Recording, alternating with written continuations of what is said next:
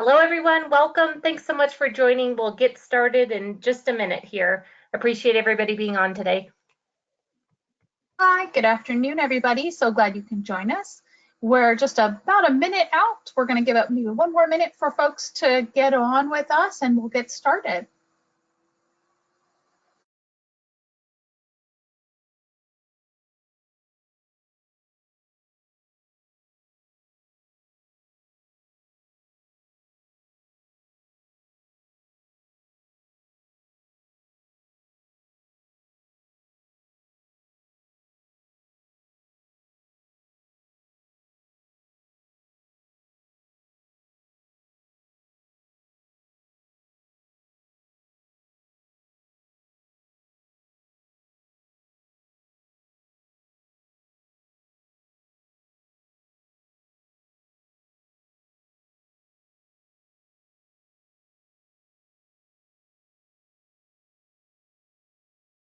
All right, one moment, everybody. Well, I get the controls so you can see my screen.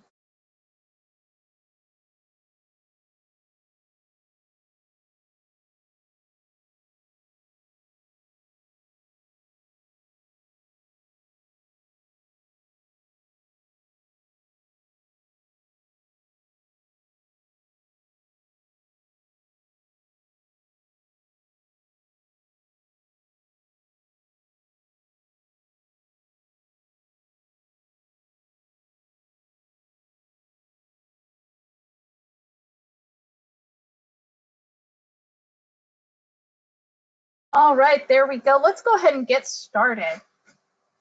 So welcome everybody to the May Ambassador Call. We're excited to have you on, give you news that you can use and exciting ShelterBox updates. And as you know, the work that we do, the effort that we put in, the mission that we share, it's all because we're preparing every day for disaster. The picture that you see here is actually of damage from Cyclone Kenneth. We're going to give you some updates here in a little bit. Here's our agenda for the day. As I mentioned, we're going to do a Southern Africa update. We're going to do our ambassador shout outs, ambassadors of the month. We're going to do a success highlight this month, share some news that you can use, and provide a brief update on our current deployments. Jumping right in, let's talk about Southern Africa. So we've got two different situations, two different cyclones that we're going to be talking about. We've got Cyclone Idai, and provide you an update there. That one, we're in the post, we're finishing up our response there. So we're going to give you an update on that, but now talk about how we've just got a team on our way to the Comoros Islands for our Cyclone Kenneth. So here's what our work has been able to do after Cyclone Idai in Malawi. So here we have our shelter kits that have been distributed. We've been helping families on the ground, and we've now supported over 2,000 households.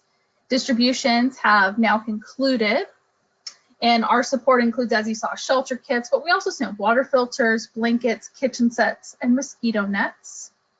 We've done our in-country wash-up with Habitat for Humanity, and we received great feedback.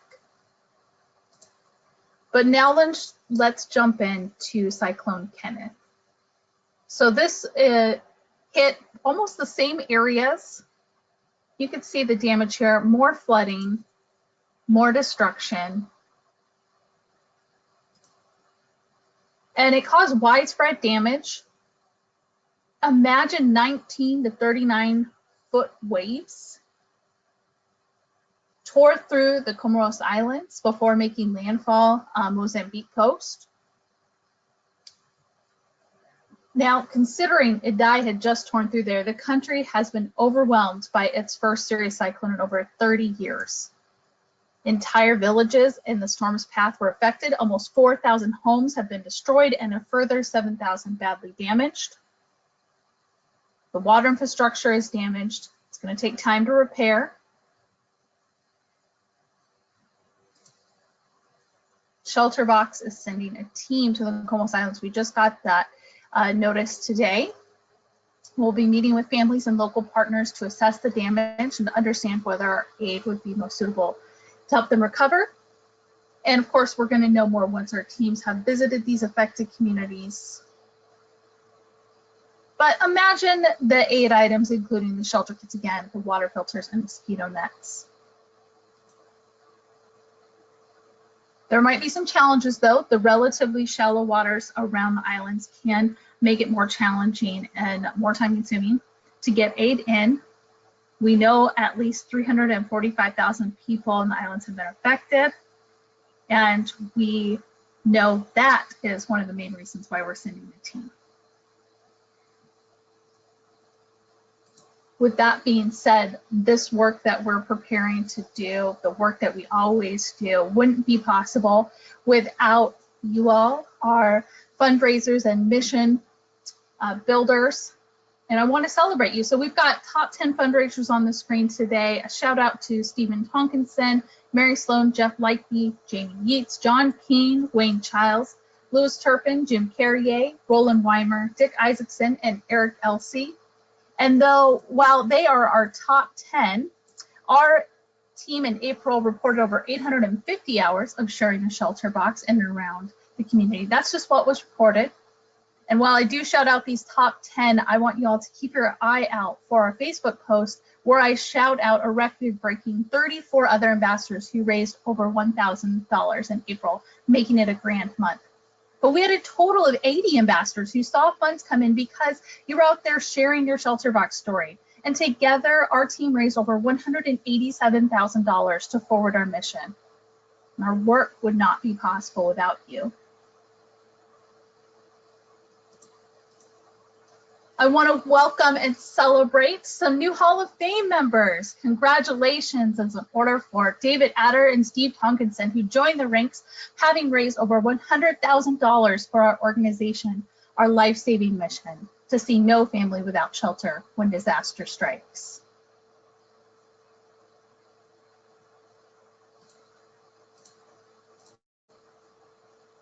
But more shout outs are due. I really want to take a moment to highlight Holly Anderson and Eric Elsey. So you may know them, you've heard their names, not just in our ambassador group, but through the Mississippi expedition. Both of these Rotarians were recognized at their district conference.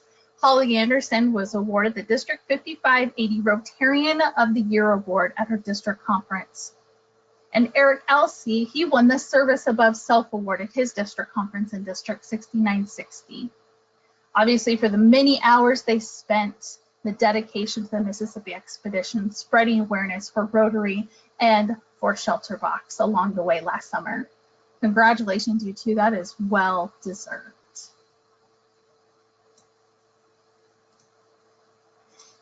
Going further throughout our shout outs, I saw a theme when I was putting the presentation together this month. We had a theme of district conference. It's peak district conference season. And we had a theme of youth. So a lot of the pictures you're going to see today are from district conference or different youth events. First shout out, District Conference 6960. Here we have Eric Elsey before he got his Studious Award. Chris Alexander was there helping set up the ShelterBox tent along with Mark Miette and Ken Kaplan, all spreading the mission at District 6960 conference. And I just want to see, do we have any of those folks on today? It doesn't look like they were able to join us, but when y'all listen to the recording, thank you again for being there. Holly Anderson, of course, had a ShelterBox display set up at her district conference, so alluring that she even got Evan Burrell to stop by and take a picture. Thank you, Holly. Renee Amy got his first ShelterBox experience as he was helping Parker Emerson. They teamed up for the District 5300 conference. And now Renee has been on our ambassador team for just maybe about a month now, but he's so enthusiastic. He's already been sharing our mission, so much so that his Rotary district asked him to be the International Projects Chair, and he's very excited to see how he can develop this additional support for ShelterBox through this new role.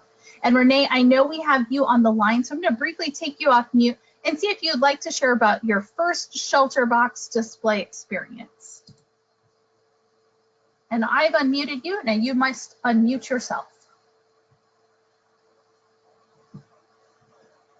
All right, I'm gonna look for you to unmute yourself and then we'll keep going. We'll come back to you. More district conference success. Jessica Metcalf, one of our staff team members, she went down to the Salt Lake area. She got to spend time with Russell Ferricks, Wally Brown. We had somebody new on the team, Shane, and they set up this beautiful ShelterBox display and did a great job representing ShelterBox at the Utah Rotary District 5420 conference.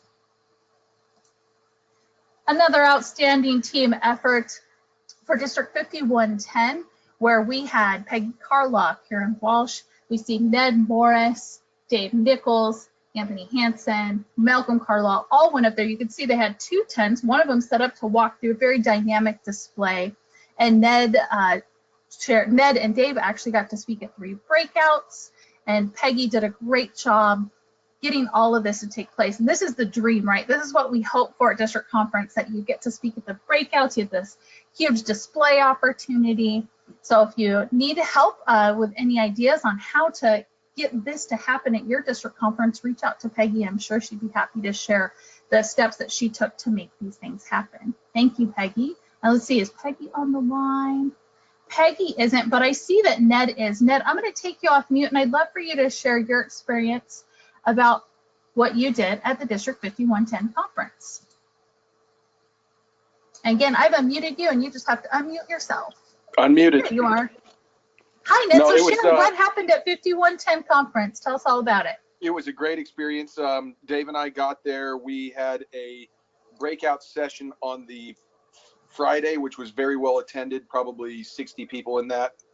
And that was an hour long, really just ShelterBox current deployments update and what is ShelterBox, sort of the basic. Then the following morning, we had a keynote presentation for about 20 minutes during breakfast for the entire audience. There was probably 500 people, 400 or 500 people in that one. And that was really good. It was just, like I said, a brief update, and talked about the partnership and a lot about the Rotary Connection. And then later that afternoon on the Saturday, we had a breakout session geared for Rotaract and Interact. But there were a bunch of adults that decided they wanted to learn more. And that one was about an hour and a half. And we did a scenario-based team building leadership sort of scenario. And it was a lot of fun, but we found that we didn't have nearly enough time. So when we do that one in the future, we need to do at least 2.5 hours minimum, and probably 4 would be better to really nail the key messages we wanted to get across. But it was great time. A lot of good fellowship with the other ambassadors, and yeah, it was fun. Great. No, thank you for going. Appreciate it. And like I said, that is what we hope that we can get something similar at all of our district conferences, right? It's what we're all working towards, is more speaking time to these larger audiences. Now, Jeff Deathridge was also at district conference. There he is. This is one picture. Screen share this, use this to your advantage, whatever you've got to do, because I just really love that this is how he shared his time at district conference. But he said that while he was there, he heard some good talk about a grant proposal to support ShelterBox, and he was really excited to be among those whispers of the additional support from the district. So thank you, Jeff. Obviously, the district knows your passion for our mission, and I'm sure that because you're stewarding the district, that's why those conversations were coming about. So thank you. And then here we have Trisha Sharp and Mike Hinden, who were at the District 5050 conference. And Trisha shared that Mike did an amazing job speaking to ShelterBox and setting up programs and thanking people for their recent donations. And I just want to thank you both for being on it. Actually, I think Trisha's on today. So I am going to take Trisha off mute and see if you'd like to share about your district conference experience. Can you all hear me okay? We can. Okay, yay!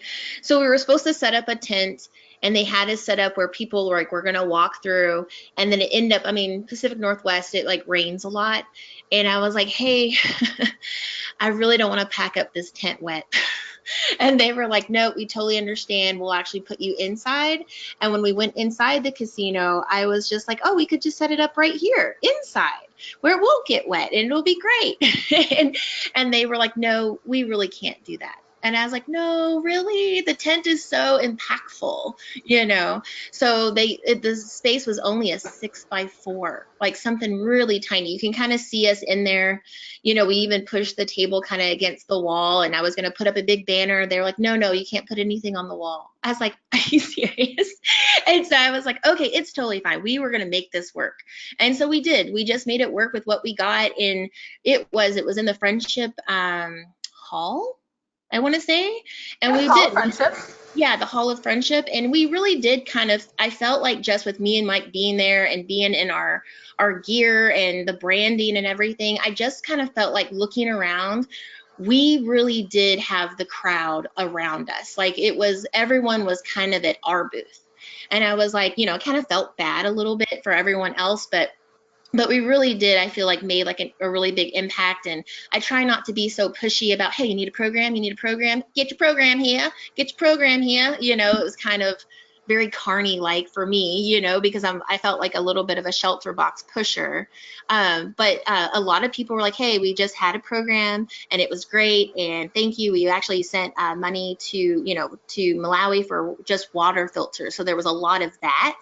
And I don't know if y'all understand that District 5050, we are in the very, very northwest corner of the United States, where 50% is actually Canadian and 50% is American. So when we deal with like the Canadians coming over, I think there's like ShelterBox Canada. So there's always like a price difference or something a little bit different when it comes to having our district split like that.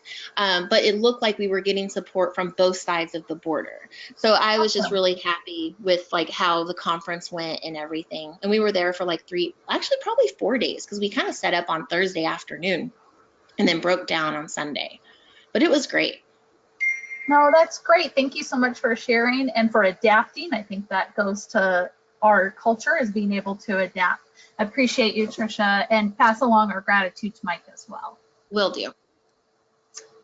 Oh, all right. Circling back, I see that Renee's been able to unmute. Renee, we'd love to come back and hear about, you're about a month in and you jumped into district conference. So let's hear about it. I'd love to.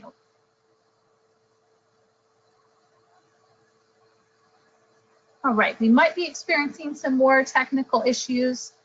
You're unmuted, but I don't hear any sound. So we'll try again if we think we can get it worked out.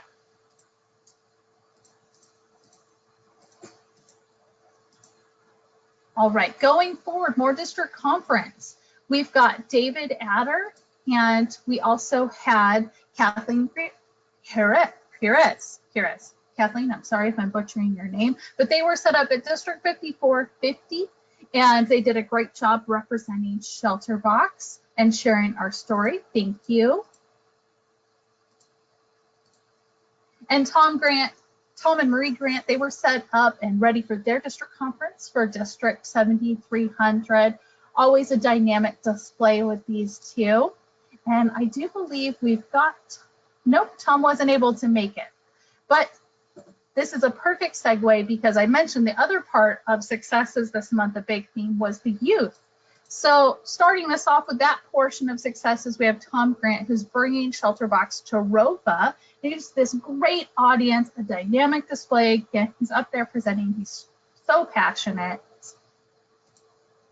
And then we have Bruce Fogelberg, who shared the ShelterBox story with a 5th grade class in Hiawatha Academics, where actually his daughter had a connection at the school and helped arrange this presentation. And it was well received, as you can see here, and the little thank you note that he received. And I don't think I have Bruce on the line either. I do not. But we have Jim Baca, who also shared ShelterBox. He shared with a 4th grade class at the Valley of Enchantment Early Act Club. He displayed ShelterBox at the school's annual STEM community event. The kids explained to the attendees the ShelterBox mission, discussed disaster relief, and asked for assistance. And they were able to raise $634, and that will help get them to their annual total of nearly $2,000. So that's super awesome. Another passionate youth ambassador, we have Nancy Dodge, who spent some time with the Rotary District 5010 youth exchange students And she had 5 students that completed her ShelterBox challenge for the youth exchange, and I just sent off those awards. And I love that we are getting these kids embracing the ShelterBox mission so early on. Here we have Jim Kyrie at Ryla at 5150 Ryla. He had 16 families, ran through 4 different challenge stations. And every year and every audience, we're learning how to make it better, how we're improving, and how to make sure that these audiences, these youth, walk away knowing what ShelterBox does and why we exist. And while we did have a great group of district conference photos and a great group of youth involvement, we also had some other people, or other ambassador team members, doing things outside of those 2 buckets. And I want to make sure that I celebrate you all as well. So we have a Shine dinner. We have Andre, who was set up, Laura Helmer doing a service above selfie. We have Oscar, who was sharing ShelterBox, and we have Frank Spears. Now, I know that I have Oscar, and I believe I have Frank as well. So Oscar, I want to take you off mute first. You had actually done this presentation just shortly after you came back from SAFE, and I'd love to hear how that went. And I've unmuted you on my end. If you want to unmute, we'd love to hear how your presentation went. Hi, can you hear me? We can. Hi, everybody. So yeah, actually, I came back from SAFE. That picture that you have there with Jennifer Jones, that is actually a district conference, a little bit before SAFE. But as soon as I came back from SAFE, I came very excited and very ready to share what ShelterBox is and what ShelterBox means to me. And I'm happy that Ned is on the line, actually, because I want to give him a shout out, because I use the stories that I learned from him at SAFE. And I pass on those stories, and I'm more of a storyteller than a stats kind of guy. So I share the stories that I learned from Ned, and it's been very, very good. I was able to put a lot of hours for ShelterBox as soon as I came back, and I have been invited all over the district, and I have actually been covering presentations and events outside of my district. So I have been able to travel to a different state sharing ShelterBox. So I'm very happy to be doing this. Thank you, Oscar, and thank you for plugging SAFE, because you've just shared with us the importance of going and spending time with our response team members and getting to hear their stories and taking that out into our communities to share our mission. I appreciate that. And I want to give Frank a little bit of time today as well to talk about his experience with Survivor Man. All right, Frank, I've unmuted you on my end. If you're able, you can join us real quick and let us know about that little piece of paper you're holding. All right, Frank may not be able to unmute. So going forward, I want to talk about some media exposure. Can you hear me? Oh, there you are. Okay, we'll come back to you. All right, Frank, tell us about Survivor Man. We had one heck of an experience. Was on board a scuba diving yacht, Cayman Islands. We had Les Stroud, who is Survivor Man, on board with us for the whole week. The CEO of the Aggressors Adventures, who's a friend, surprised me and gave me an opportunity to do a quick presentation to the guests on board the charter yacht. And Les Stroud, Survivor Man, is also an ambassador, been on 2 deployments.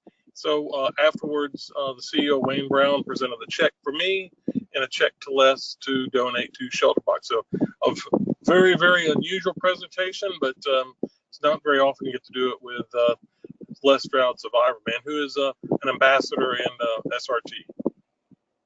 Awesome. Thank you, Frank. And just to kind of highlight for us, that the way we share our ShelterBox story looks different for everybody.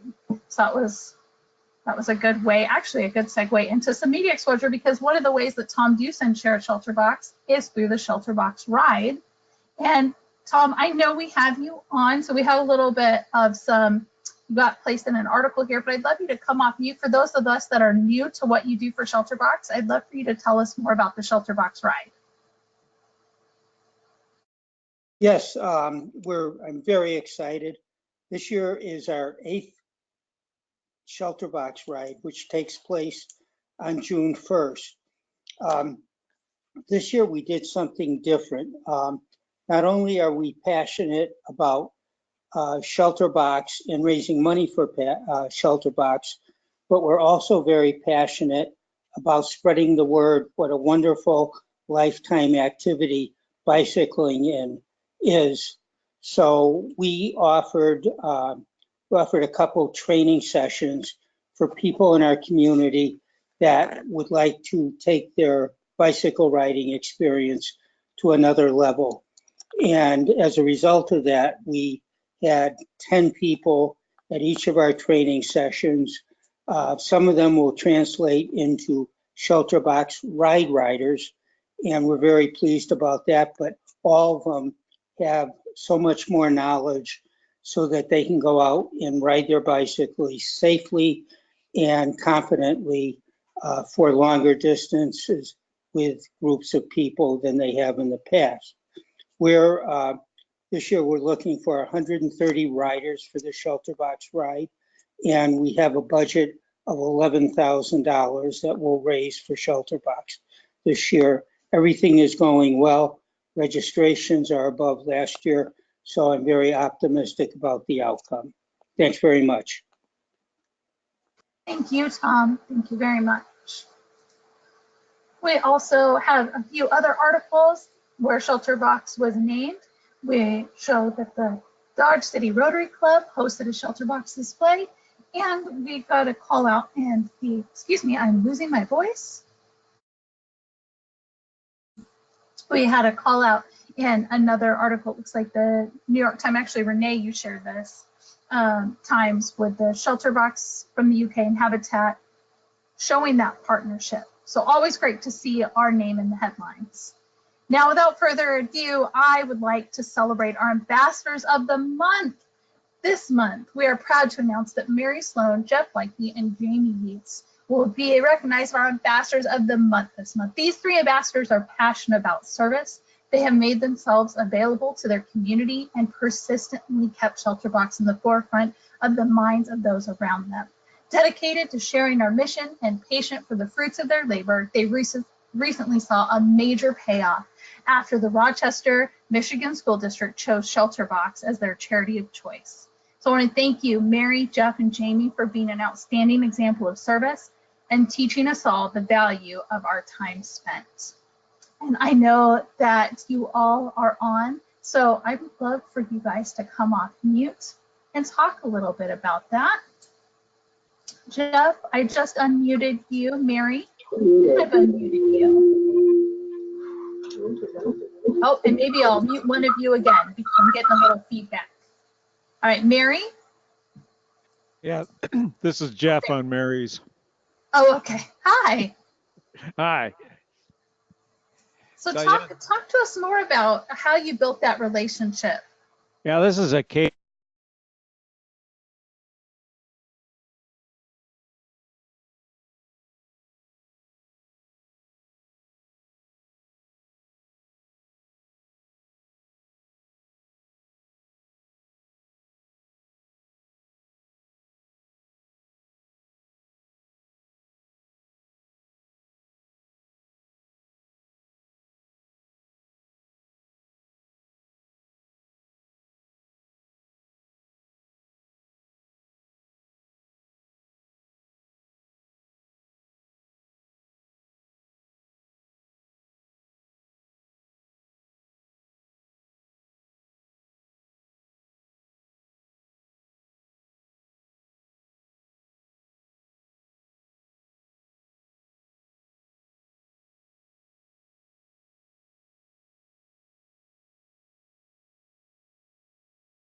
Really excited about it.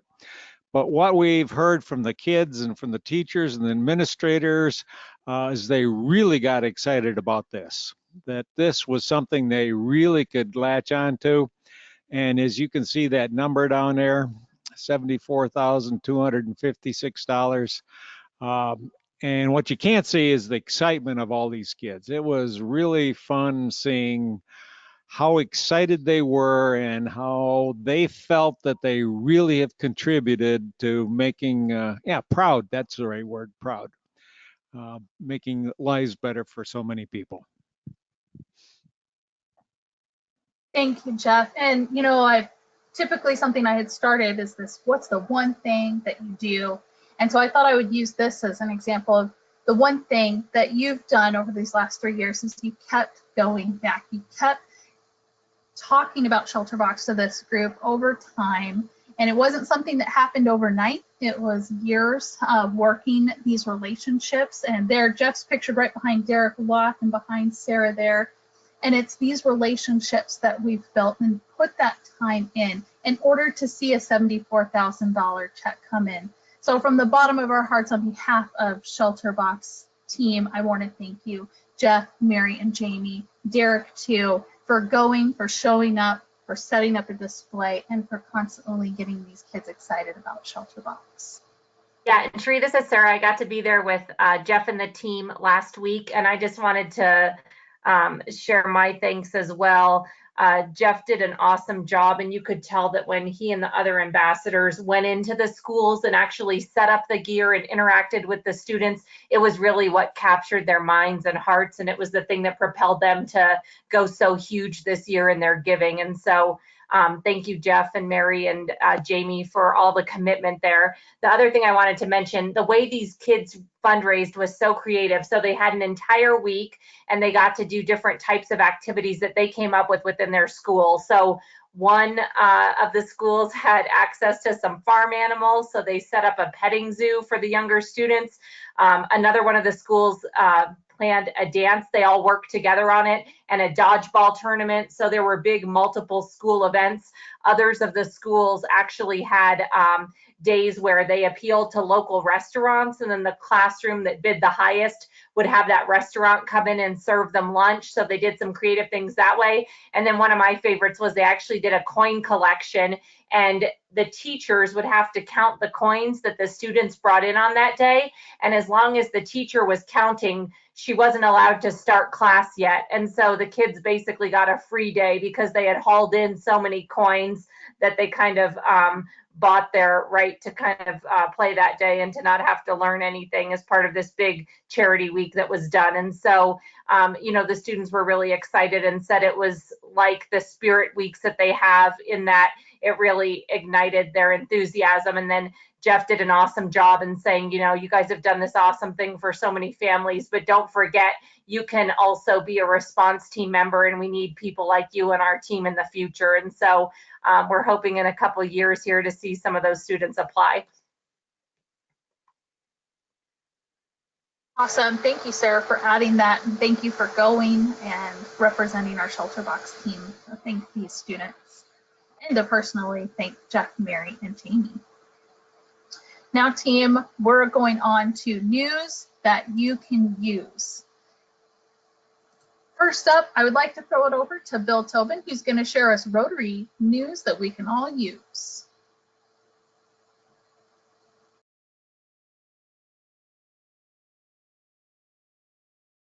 How about now? Is that better? Yep, we can hear you now. You didn't say I needed to unmute myself.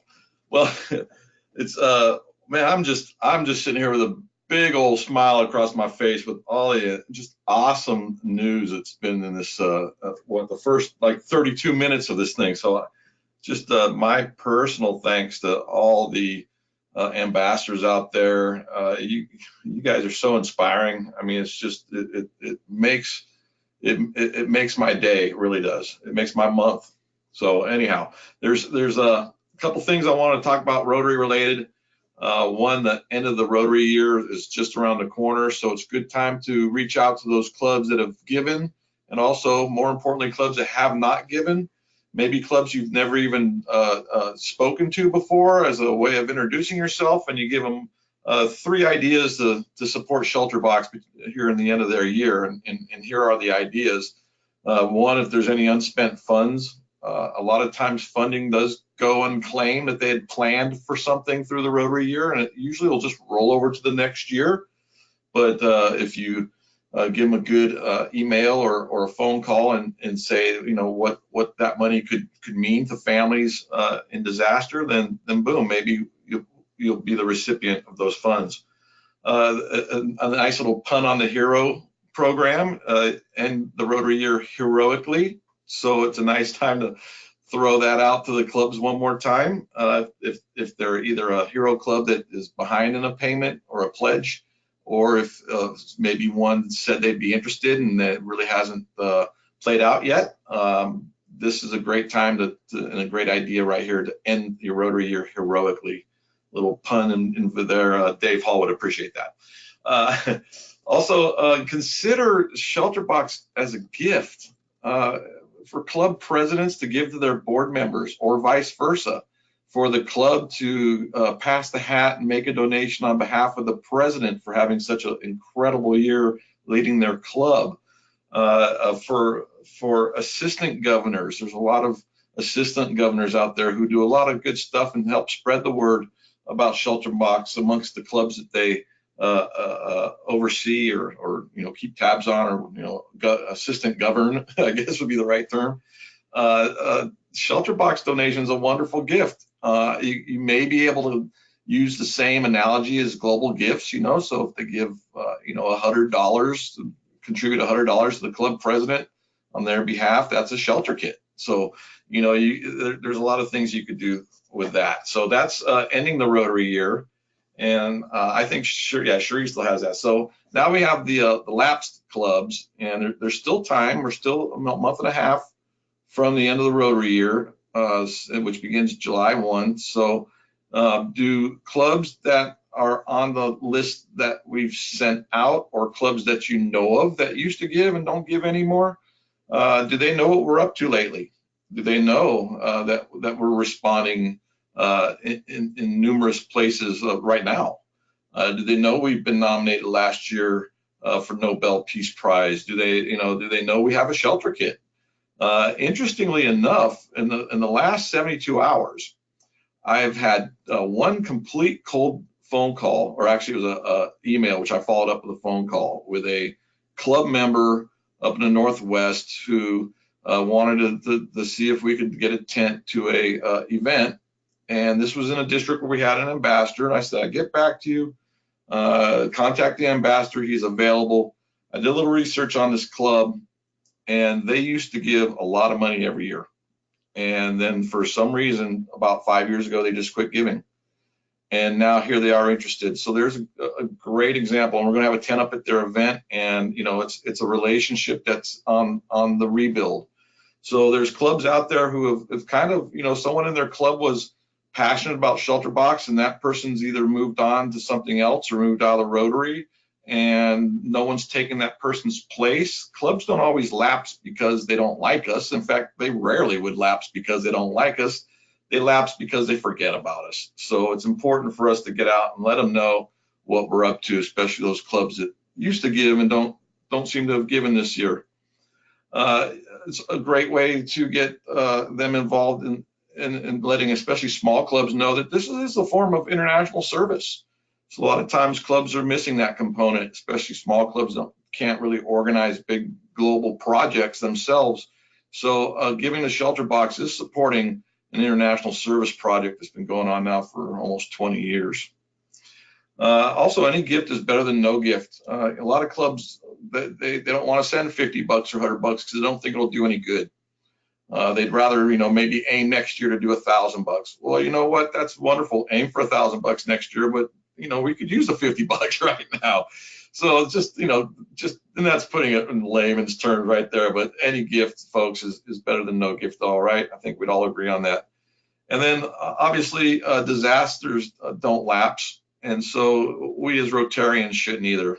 We should be giving every year, and we should be encouraging our clubs not to lapse, that we should be donating something, whatever we can. Every Rotary year, Rotary Club should be donating something to ShelterBox. And then last on the list here is the Rotary Convention. And I don't know who on a couple dozen people we've got here on the call today are attending. And those who are, a little bit of information, our booth number is 4242. It shouldn't be too hard to find. We do have limited space again. We're kind of seeing what else we could work with to get more space and have a bigger tent up, or we might just do the ShelterBox itself. I'm sorry, the kit like we did in Toronto, but that'll be the booth space. And then the additional display, that'll be really cool. And that is going to be oh shoot, I forgot the name, but it's a series of really high quality pictures of people in the field, beneficiaries. It's a great time to meet the global team of ambassadors and response team members from all over the place and staff members from all over the world. And so bottom line here, if you're going and you're interested in volunteering, then send me an email or Cherie an email. We'll get you the volunteer sign up. I thought we got it out to everybody, but there's always a chance it got misplaced. And also invite everyone on your contact list, all your Rotarian friends, all your club presidents, your assistant governors, your district governors.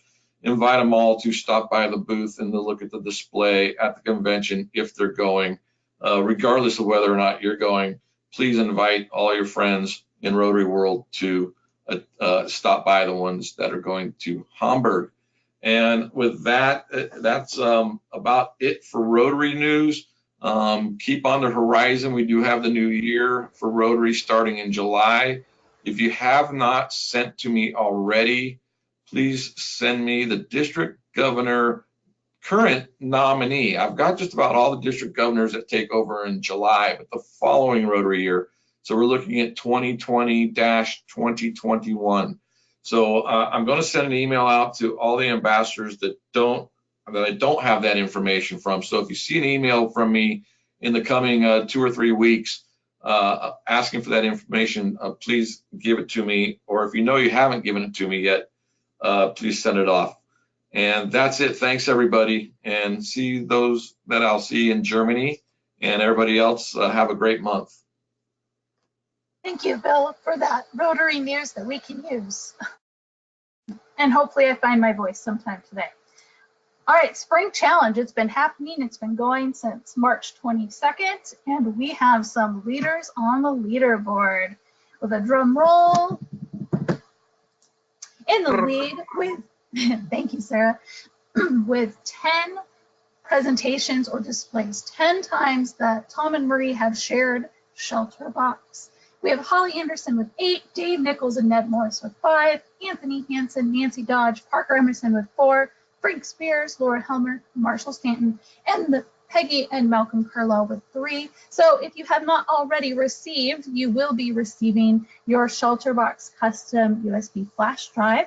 And then the challenge goes through June, through June 30th. So we're still anybody's game. Anybody could win the $25 credit to the store. And now I have some very exciting news. We have Safe Cascadia coming to you September 20th through Friday, September 20th through Sunday, September 22nd is what that's supposed to say there, friends. My apologies. And this will be taking place in Echo, Oregon. Registration is going to be opening soon. If you've already deployed to Fredonia, you're welcome to deploy to Cascadia, but I welcome all to register once it opens to attend Cascadia. Again, the purpose of SAFE is to become better at telling your ShelterBox story while giving you a field-like experience to what it's like for our response team members. I'm just going to pause for one moment. I see some hands up and some potential questions. So before I go on, Oscar, I see your hand is raised. So do you have a question before I move on to Carrie, who's going to tell us about Buy a House, Give a Home? Yeah, Cherie, sorry. I just wanted to ask about the Spring Challenge. Yes. Did I make it to the board? So so just to clarify for anyone that doesn't already know, the Spring Challenge is for 3 presentations that have been done. And you know what, Oscar, you're right. I do believe your name is missing. So this is for anybody who has conducted a presentation or display sharing ShelterBox. And I pulled those numbers this morning. So I'll go back through my activity reports and make sure that figure out what happened to your reports, because I have completed 3 activity reports from you. But that is the rules. 3 reports by June 30th, or sorry, 3 presentations with 3 activity reports turned in. We'll get you that USB drive, and then as long as you keep going, the person who has conducted the most will be in the lead for the grand prize of a $25 credit to the store. So Oscar, I'll follow up with you on that. My apologies. Please know Oscar has also conducted at least 3. All right, Carrie, I would like you to come off mute now so that you can share with us more about, we've already kind of plugged our ambassadors a little bit about the Buy a Home, Give a Home, and I would love you to tell us about it. And for everyone on the phone, Carrie Baptista is our manager of individual giving. So she works with a number of our donors across the country and has been doing a lot of work with some of the realtors in California to develop this program. And now we're excited to launch it nationwide. So Carrie, turning it over to you. Hello, can you hear me? Yes, we can. Wonderful. Hello, everyone. I would just like to echo Bill and say a huge thank you to you, our fearless ambassadors. I'm just so in awe and inspired by your efforts to raise awareness for ShelterBox, and I'm just so grateful to be part of this team. So what I would like to do today is arm you with a new tool for your ShelterBox tool belt, and that is our newest program called Buy a House, Give a Home. And there's a couple iterations of it called Buy a House, Give a Home, or Sell a House, Give a Home, depending on the audience. So I just wanted to clarify that in the beginning. But basically how it works is we're launching this with real estate agents. And also, we could also branch out to brokerages and mortgage and even real estate developments. So it can run the gamut as far as who we can reach out to, but anything associated with real estate.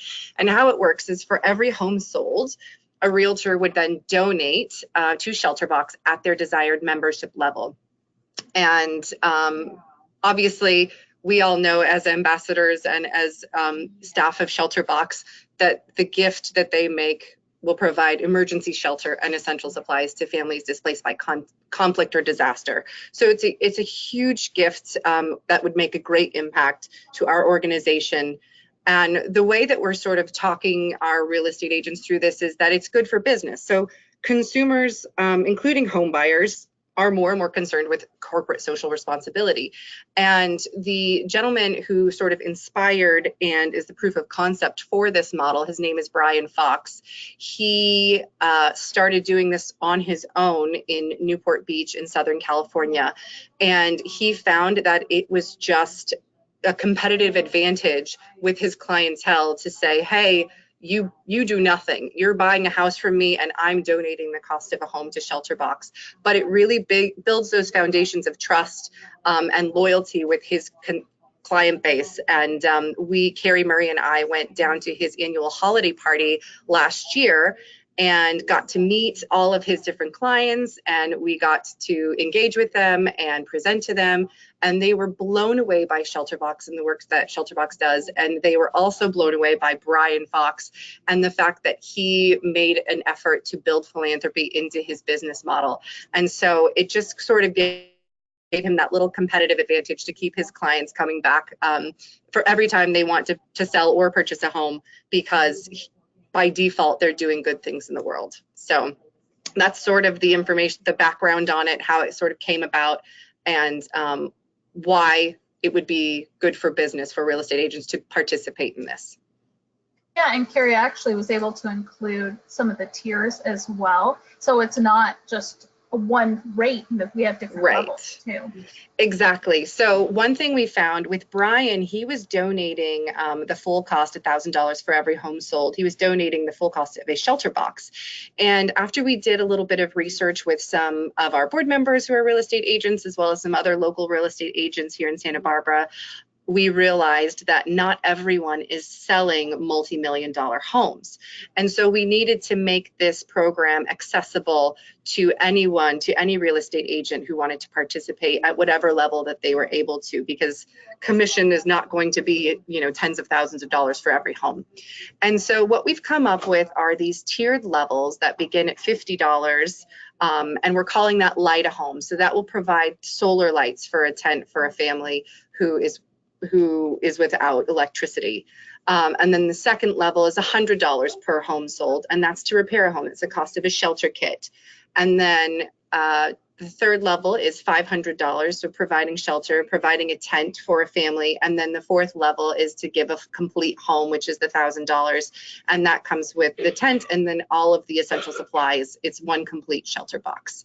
And so we're hoping that by having these different levels, it will be accessible to everyone and the cost won't be prohibitive, and we can get more people engaged. So then as far as benefits go, really what we found in talking to different real estate agents and with staff and board members is that the competitive advantage of building philanthropy into your business model really speaks volumes, and you're not really in it for benefits. And so what we've done is created a recognition website on our or web page on our website that will list the participant at the level that they have desired or they have chosen to participate at. And they'll also get a lapel pen to wear when they are, as a speaking point, when they are out showing homes or having open houses or things like that. And then as you sort of move up and you go into the provide shelter level, the 3rd and 4th tiers, you'll get an acrylic photo thank you with some photos and ShelterBox photos that you can put on your desk. And then at the highest level, you'll also get a Luminate light, which is also a great talking point. Everybody loves the lights. I'm sure you guys all are familiar with how excited people are when they get to like touch and feel and hold the light. So so these are sort of the membership benefits, but what we found again is that having their name listed on our website as a participant and just having that additional exposure on an additional web page is really going to be the draw for these real estate agents.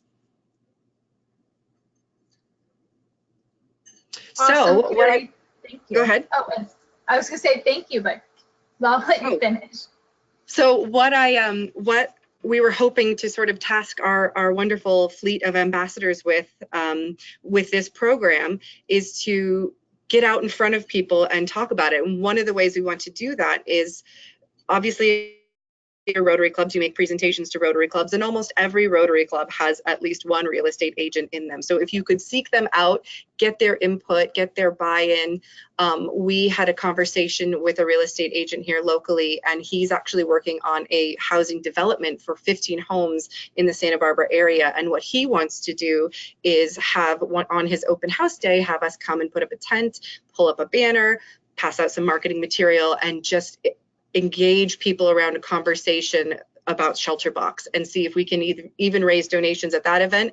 But if not, raise awareness of ShelterBox and help this gentleman raise awareness that he's participating in this wonderful program where he's building philanthropy into his business model. So that is one way of doing it. Another way to do it is to contact your local realtor association wherever you are and see if you can get an opportunity to get some FaceTime with them or present at one of their local meetings. And if not, just get contact information for people and share this message with them, share the program with them, let them know that we would love to have them participate, and we've got marketing material for them to be able to communicate the wonderful work they're doing with their clients. So if anybody, as you start to move through this and share it with people, and if anybody has any wonderful feedback or alternative ways that they're able to get in front of real estate agents or realtor associations, please share that feedback so that we can then go and share it with other ambassadors and other real estate agents, because we think that this is going to be a wonderful opportunity to really engage a lot of people in a different demographic than we've gone after before. So we're really excited to launch this, and we hope that you guys are excited about it too. But if you have any questions, please send me an email or reach out to Sarah or Cherie, and we will address them as they come in. So thank you all so much. Thank you, Carrie. Thank you for joining us and elaborating on the program. I know our ambassadors were excited to hear more. And I'm going to toss it over to Sarah right now to briefly go over our current deployments. Yep, and Cherie, just before we do that, Glenn had a question around, can realtors use the ShelterBox logo on their website? Yes, definitely. And as part of the program, we'll be featuring them on our page, but then they can also list that they're a ShelterBox partner on theirs. And there's more information about the program at shelterboxusa.org/giveahome. And we'll make sure that we post that link on the Facebook page and that it's in the ambassador newsletter this month as well. So thank you. Thanks for your question, Glenn. And then looking at our current deployments, Cherie mentioned the work that we're doing in Southern Africa and the completion of a large distribution in Malawi, and the work that we're doing to do a further assessment on that island outside of Mozambique. But a couple of the things I wanted to mention is that we've still been very active in the Lake Chad Basin of Africa, where families are fleeing conflict and violence that's been caused by Boko Haram there. We're also continuing to work in Ethiopia and Somaliland, where a combination of drought and in Ethiopia conflict has displaced a massive number of individuals. But the one I wanted to kind of just quickly mention today is Syria. We have seen an increase in the violence there over the last couple of weeks. In this latest wave of fighting, it's been a serious challenge to the ceasefire that was brokered last September. And so as a result of this, we do think we are going to see an increase of people who are displaced from this region of Idlib and are going to be in desperate need of humanitarian assistance. And so just wanted to let you all know, in case you've not yet seen that on the news, that there is kind of a new wave of violence that's taking place there in Syria, and will likely require us to ramp up our efforts there. Moving forward, just wanted to give a reminder that there are great updates each week on Facebook. So on Tuesday mornings here in the United States, there are great Facebook Live updates. So if you're getting ready to go into a presentation that week and just want a quick 10-minute overview of what's the latest, you can get a nice walkthrough during those video calls, or you can also visit our website at any time and just go to shelterboxusa.org/news to see where we are operating in the world today. So as a reminder, those are two resources that are constantly being updated with our latest information. And then we're having a slight change to accommodate, as Bill mentioned earlier, the team that will be in Hamburg, just because we know people will be traveling back from that event.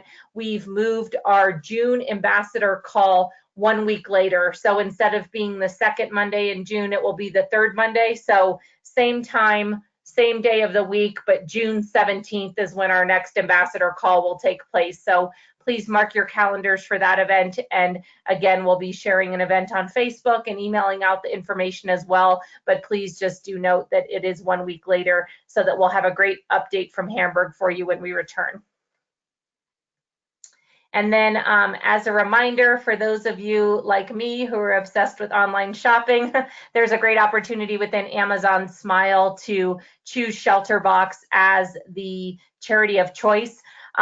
I didn't have an opportunity to make it as a slide for today, but there's also a new feature on Instagram. So if you're an Instagrammer and you share stories on there, there's a donate sticker that you can find and post on your story, and you can also select ShelterBox USA there. And so it's really easy for people to click on that button and donate. So as the internet grows, there are all these different ways, whether it's through Amazon Smile, through Facebook, through Instagram, to be able to fundraise for ShelterBox. So wanted to do a quick mention of that. And then since we're drawing to a end of our hour here, we just wanted to say thank you again for all of the support. It was incredible to see what great activities have been happening and the dollars that are being raised as a result that can really work to forward our mission and to bring shelter to more families around the globe. So thank you from each of us here on the team. And if there are any questions that we've not gotten to yet, we would be happy to answer those. I'm not seeing any so far, but we will be sharing some additional information. We'll be posting the call recording, and thank you to everybody for your time today. We very much appreciate it. All right, Sarah. Go ahead, Sheree. No, and for those that need to jump off, they can. I do see that Oscar has his hand raised again, so I'm going to unmute him really quick to see if he has a question before we jump off for everybody. All right, Oscar, I've unmuted you. No, I'm sorry. Did you have another question? Nope, I think I was trying to put the mute after the last call, and I absolutely pressed it. But thank you, everybody. It was nice talking. You're welcome. It was a high five, Oscar. How about that? There we go. High five right back. Gotcha. There you go. Thank you. Have a good one, everybody. All right. Thank you, everyone. Have a great week. Bye.